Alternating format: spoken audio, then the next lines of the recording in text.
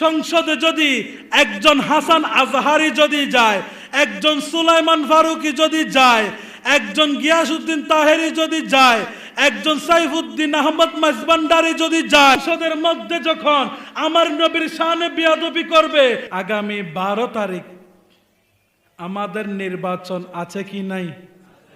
আমাদের সুন্নি প্রার্থী আছে না নাই? আছে। বিগত বছর দেখেছি সংসদের মধ্যে বসিয়া আমার নবীর শানে বেয়াদবি করেছিল, ওই রকম কুলাঙ্গার আছে না নাই?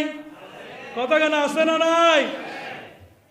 সংসদে বসিয়া আমার নবীর শানে গুস্তাকি করেছিল, ওই রকম নাস্তিক আছে না নাই? কিন্তু আজ পর্যন্ত সংসদে মদিনাওয়ালার পক্ষে কথা বলার জন্য, নিয়ামত আলী শাহর পক্ষে কথা বলার জন্য একজনও ছিল।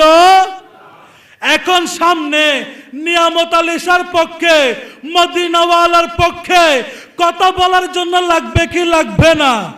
লাগবে। সেই জন্য আসন্ন সংসদ নির্বাচন আমাদের সামনে।